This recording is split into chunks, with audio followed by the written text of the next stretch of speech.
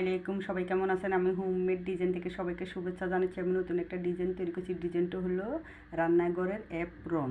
এই রান্নাঘরের অ্যাপ্রনটি আমি সম্পূর্ণ সুতির কাপড় দিয়ে তৈরি করছি। তৈরি করার নিয়মটা বলে দিচ্ছি। আপনারা যে সাইজের অ্যাপ্রন তৈরি করবেন, কাপড়টা ডাবল পার্ট হবে, মাপ দিয়ে দাগ দিয়ে কেটে নেবেন। এরপরে কোমরে দেওয়ার জন্য একটা ফিতা তৈরি করে নেবেন। এরপরে ফিতাটাকে কেটে 2 পিস করে ফিতার মাথায় কুলি দিয়ে দিবেন। এরপরে অ্যাপ্রনের গলার সামনের থেকে পিছনে দেওয়ার জন্য আপনাদের পরিমাণ মতো একটা বেল্ট তৈরি করে নেবেন। বেল্ট তৈরি করে এবার অ্যাপ্রনের একটা পার্টের ইনসাইডে আপনি মেজারমেন্ট ঠিক রেখে কোমরের দুটা পিতা দুদিকে দিয়ে দিবেন। গলার বেল্টটা 2 কোণায় দিয়ে দিবেন। 2 কোণা দিয়ে অ্যাপ্রনের দুটা পার্ট ইনসাইড করে আপনি পুরোটা সেলাই করে আসবেন। লাস্টে একটু ফাঁকা রাখবেন। এরপরে টপ সাইড করে নেবেন। এরপরে অ্যাপ্রনের টপ সাইডে আপনি পুরোটা টপ পিসটি দিয়ে দিবেন। তৈরি হয়ে গেল রান্নাঘরের অ্যাপ্রন।